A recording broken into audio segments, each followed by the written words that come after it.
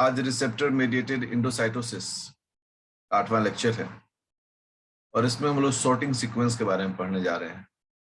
बहुत ही महत्वपूर्ण है ये, और इसकी जानकारी विद्यार्थियों को एंडोप्लाज्मिक रेटिकुलम का जो पूरा सिस्टम है, या हम कह सकते हैं GRL सिस्टम है, उसको समझने में मदद करता है। हम अभी तक जितने भी लेक्चर्स हैं जिसका वीडियो देख सकते हैं, उसमें एक चीज तो आपको सबको एहसास हुआ होगा कि बहुत ही सिस्टमैटिक और प्लान्ड तरीके से सारा काम होता है।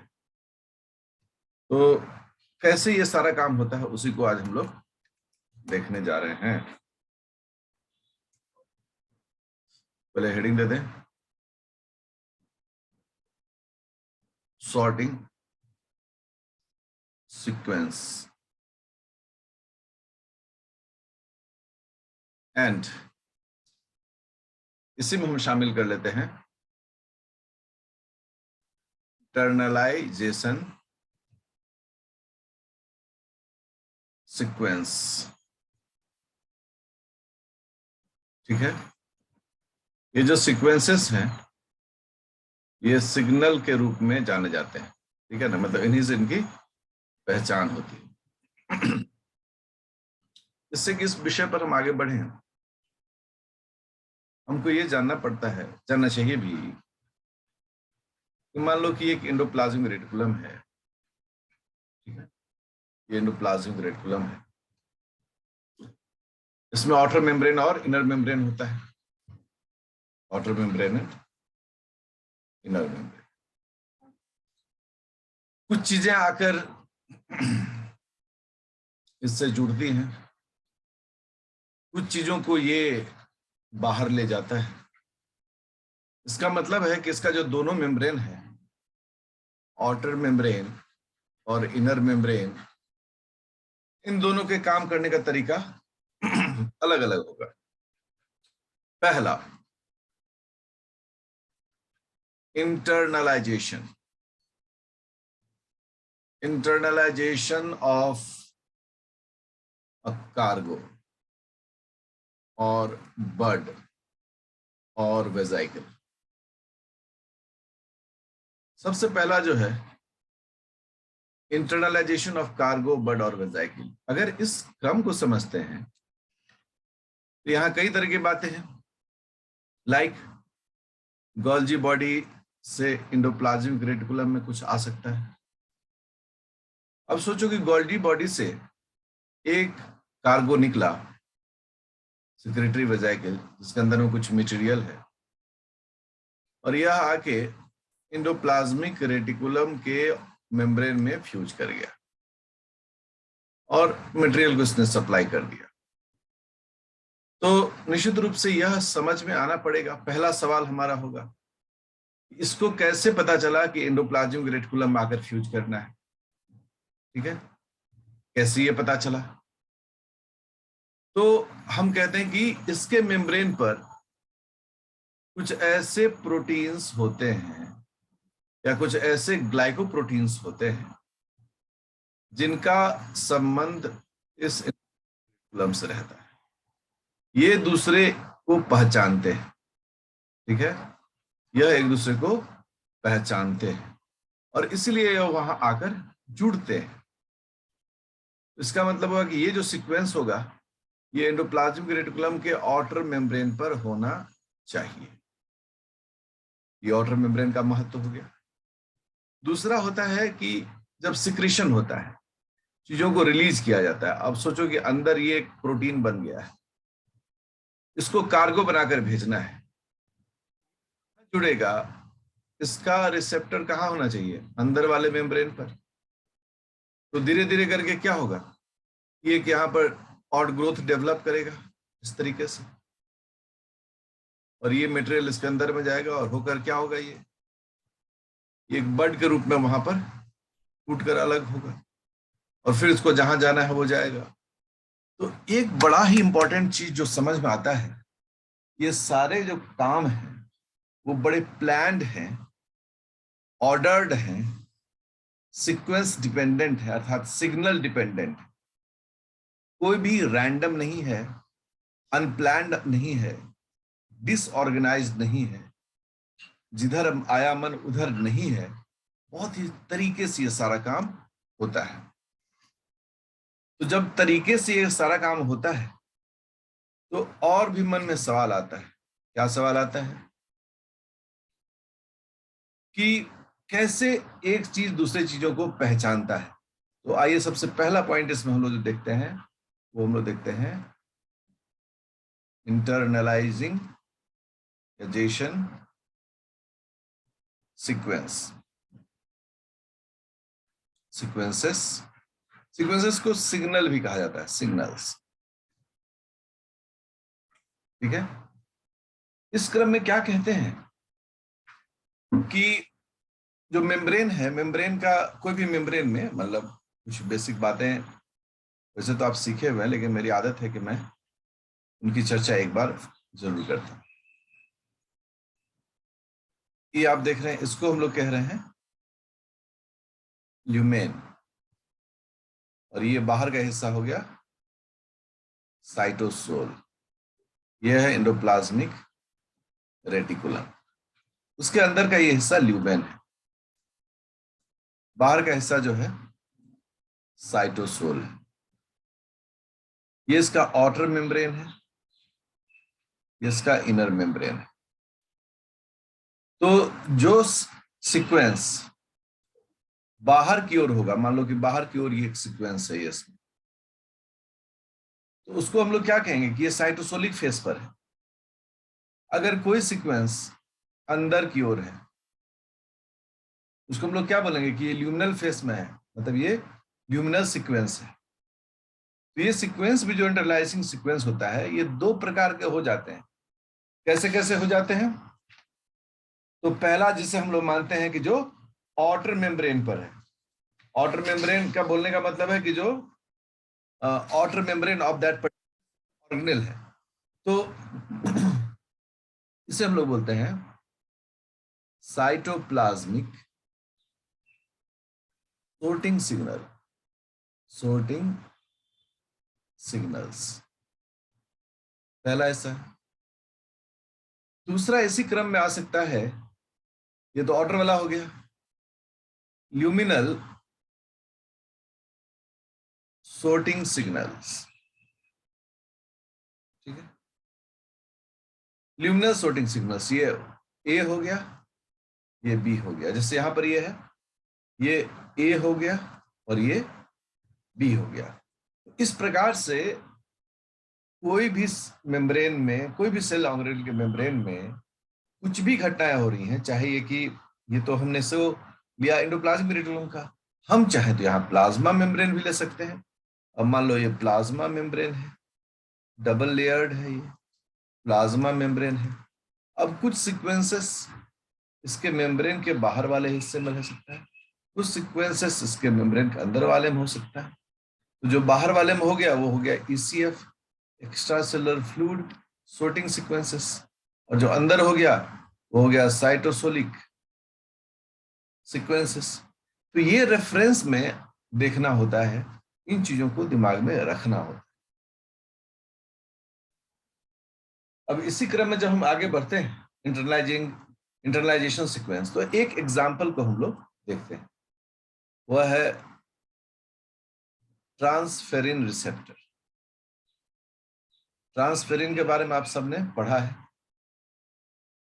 ट्रांसफेरिन जो है वो जो है आयरन को एक जगह से दूसरे जगह ले जाने वाला प्रोटीन है। ये आयरन ट्रांसपोर्टिंग प्रोटीन होता है। इसमें एक खास तरह का सिग्नल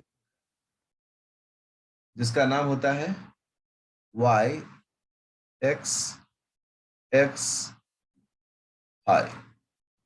ठीक है, ये सीक्वेंस है, या ऐसे हम लोग सिग्नल भी कहते हैं। अर्थात कहने का कि जो प्रोटीन है उस प्रोटीन के अंत में ये सीक्वेंस है। ठीक है, YXXI, मतलब हम हमेशा N से C की ओर रीड करते हैं। ये N टर्मिनल है और यहाँ पर C टर्मिनल है। अब टोटल कितने अमाइनो एसिड रेसिड्यूज हैं यहाँ पर? 1 2 3 4। तो कोई भी सिग्नल या सीक्वेंस को हमेशा 4 अमाइनो एसिड से ही निरूपित किया जाता है। अर्थात जब भी आपको सिग्नल सीक्वेंस दिखाना है तो आपको 4 अमाइनो एसिड को लोकेट करना पड़ेगा N टर्मिनल से C टर्मिनल के बीच में लिखना होगा। तो यहां पर ये चारों है। Y का मतलब तो हम सब जानते हैं कि Y रिप्रेजेंट्स टायरोसिन रेसिड्यू, यह टायरोसिन को रिप्रेजेंट करता है। What about the X? X किसको रिप्रेजेंट करता है? तो X के बारे में हम कहते हैं ये किसी भी अमाइनो एसिड को दिखा सकता है, एनी अमाइनो एसिड, किसी को। And what about the Sai? Sai के बारे में हम लोग क्या कहते हैं? साई की फाई, फाई, फाई के बारे में क्या कहते हैं? तो फाई रिप्रेजेंट करता है उस अमाइनो एसिड को, amino acid with bulky side chain, bulky side chain मतलब जिसका साइड चेन क्या हो, भारी भारी हो। जैसे एग्जांपल वगैरह हमें बोलना हो तो आइसोल्यूसिन, ल्यूसिन, ये सभी क्या है, भारी भारी है। मतलब इनमें जो आप साइड चेन देखेंगे वो काफी बड़ा होता है। मैं एक छोटा सा अगर एक डायग्राम यहां बनाऊं कि कुछ इस तरह से अमाइनो एसिड दिखता है, CH2 CH CH3 CH3, तो ये बड़ा सा दिखता है, ठीक है। इसलिए हम लोग कहते हैं कि बल्कि साइड चेन होना चाहिए। एक नॉर्मल ट्रेंड है किसके लिए? इंटरनलाइजिंग सीक्वेंस के लिए। तो जो ट्रांसफेरिन रिसेप्टर होता है वह इस सिग्नल को ही पहचानता है। अगर ये सिग्नल रहेगा तभी वो उस रिसेप्टर को पहचानेगा, नहीं तो नहीं पहचानता है, ठीक है। अब इसी क्रम में आगे जब बढ़ते हैं, एक एग्जाम्पल और है, वह है एसिडिक डाइल्यूसिन सिग्नल। ये एसिडिक डाइल्यूसिन सिग्नल जो है यह भी बहुत अच्छे से रिप्रेजेंट करता है कि 2 ल्यूसिन इसमें X की जगह पर है, ठीक है। और किस पीएच पर है? ये एसिडिक पीएच पर है। यह पीएच को इंडिकेट करता है और बीच में क्या यूज करता है, मतलब Y ल्यूसिन, ल्यूसिन हाई। इस प्रकार का ये सिग्नल जो है वह रिप्रेजेंट करता है। अब देखो आप सब कि जब हम लोग इंटरनलाइजेशन करते हैं मेम्ब्रेन का, मैं एक बार आता हूं, डायग्राम आपको याद दिलाता हूं।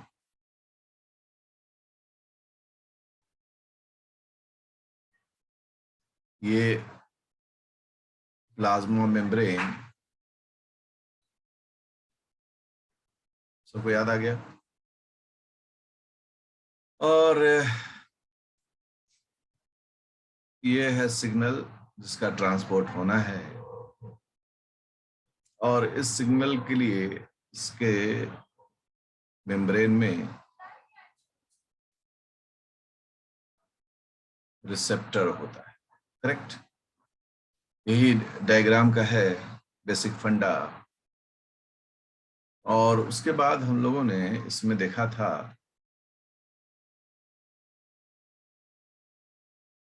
ये एडेप्टर प्रोटीन, जिसको हम लोग कहते हैं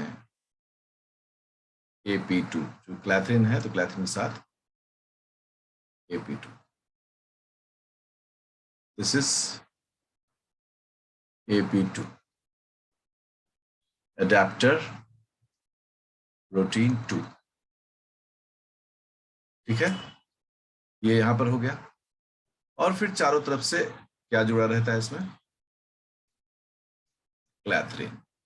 ये क्लैथरिन है जो यहाँ पर ऐसे जुड़ा हुआ। क्लैथरिन जो है वो एडेप्टर प्रोटीन से जुड़ा रहता है। अब आप गौर करें, हमेशा विद्यार्थियों को हम कहते हैं कि चीजों को गौर करना सीखो, बड़े ऑब्जर्वर हो। ये क्या है? ये क्लैथरीन है। क्लैथरीन क्या है? एक प्रोटीन है। ये किस चीज से बना हुआ है? Made up of amino acids, बहुत सारे अमाइनो एसिड से बना हुआ है। ये क्या है? ये APT है, ठीक है ना? AP2 ये किस चीज का बना है? ये भी प्रोटीन का बना है। अब ये AP2 जो है ये भी क्या है? एक प्रोटीन है। ये भी किस चीज से बना होगा? अमाइनो एसिड्स का बना होगा। तो इसका मतलब है सबको एक दूसरे से जान पहचान होती है, सभी एक दूसरे को पहचानते हैं। अगर ये रिसेप्टर प्रोटीन है तो इसका इसके साथ संबंध है। ये एडाप्टर प्रोटीन है तो इस एडाप्टर प्रोटीन का स्क्लैथिन के साथ जान पहचान है। और ये जो जान पहचान होता है वो किस बेसिस पर होता है? ये जो होता है इंटरैक्शंस के बेसिस पर, that is called chemical interaction. Chemical interaction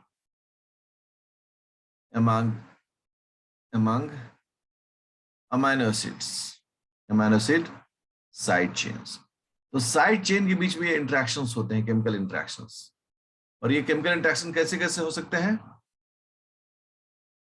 hydrophobic interaction,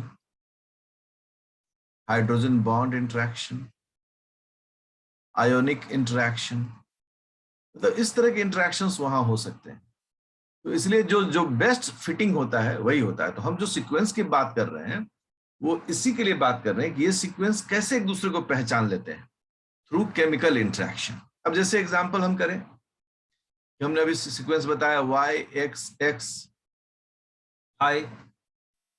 ये जो सिग्नल है अर्थात ये जो सीक्वेंस है ना, recognised by mu sub unit of AP2 adapter protein. जो AP2 एडेप्टर है वह इस रिसेप्टर का, जो रिसेप्टर है मतलब जो क्या बोले उसको, जो प्रोटीन है ना, जो ट्रांसपोर्ट होना है, उसके इस सिग्नल को कौन रिकॉग्नाइज करता है? Mu sub unit of AP2। अगर डायग्राम में जाए तो हम कह सकते हैं कि यहां जो है सीक्वेंस है YXXI, और ये जो है ये AP2 का है जो इसको पहचानता है। तो ये जो डायल्यूसिन सिग्नल के बारे में बताए थे वो सब ऐसे ही काम करता है, इसी प्रकार से एक दूसरे को पहचानता है। और ये पहचान से ही वो ट्रांसपोर्ट हो सकता है, वो जा सकता है, वो पर्टिकुलर ऑर्गन में जाएगा। अगर थोड़ी सी भी गड़बड़ी हो जाए फिर मामला दिक्कत का है। सोचो कितना कठिन काम है। अब हम लोग कुछ सोर्टिंग सिग्नल्स के और भी एग्जांपल्स देखने जा रहे हैं। एक हम टेबल बना रहे हैं, ये बुक में भी टेबल मिलता है। एक हेडिंग देते हैं, ल्यूमिनल sorting sequences।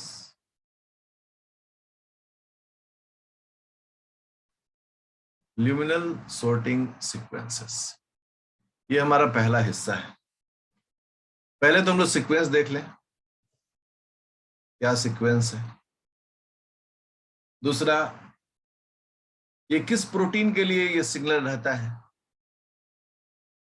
तो सिग्नल बियरिंग प्रोटीन, कौन सा प्रोटीन है इसके लिए सिग्नल, मतलब किस प्रोटीन में ये सिग्नल सीक्वेंस रहता है। तीसरा, प्रोटीन्स विथ सिग्नल, और जो लास्ट होता है वो होता है इसका signal receptor.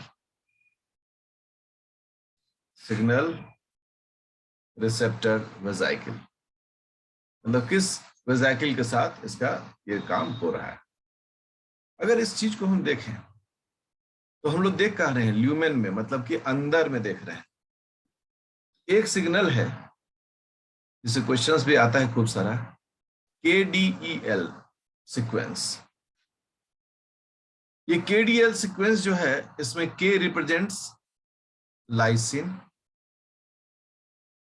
D represent aspartate, E represents glutamate, L represents leucine। ये सीक्वेंस हो गया। ये किस तरह के प्रोटीन में ये सीक्वेंस जो है आपको मिलते हैं? हम लोग कहते हैं कि इंडोप्लाज्मिक रेटिकुलम में रहने वाले soluble proteins, endoplasmic reticulum resident soluble protein में आपको ये मिलता है। ओके, बढ़िया। और ये प्रोटीन जो है, ये जो KDL सीक्वेंस है या ये जो प्रोटीन, ये प्रोटीन लोकेट कहाँ करता है? तो इसके लिए KDL रिसेप्टर जो है, इसको हम डायग्राम से बताएंगे, KDL केस स्टडी हम बताएंगे, ठीक है ना, एक तो बताएंगे। KDL रिसेप्टर, जिसको हम KDLR कह रहे हैं, in cis Golgi body Golgi network, CGN, cis Golgi network membrane, मतलब यहां पर ये होता है। और इसके साथ जो कोट प्रोटीन होता है उसे हम लोग कहते हैं COP1। ये एक एग्जाम्पल है, ये हम लोग को पढ़ना है। एक हम लोगों ने पढ़ा था M6P, आप सबको याद होगा, मैनो 6 फॉस्फेट सीक्वेंस। ये सीक्वेंस आप हमें कहां मिलता है, किस प्रोटीन मिलता है? तो soluble lysosomal enzyme after processing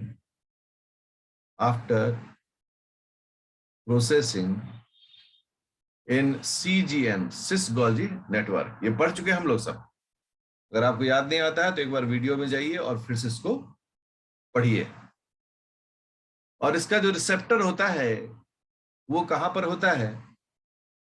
तो M6P receptor in trans Golgi network membrane, इसके मेम्ब्रेन में होता है। और इसके लिए जो कोट वेजाइकल होता है उसका नाम है क्लैथरीन AP1, एडाप्टर प्रोटीन 1। ये सॉल्युबल लाइसोसोमल होता है, ठीक है। और ये सिस गोल्जी बॉडी में, ये सब बहुत ध्यान रखना है।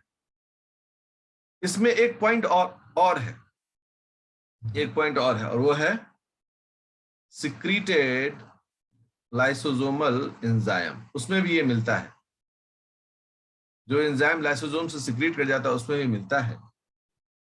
और इसका जो होता है M6P रिसेप्टर जो होता है इन प्लाज्मा मेम्ब्रेन में मिलता है। और यहां पर क्लैथरीन AP2 रिसेप्टर होता है।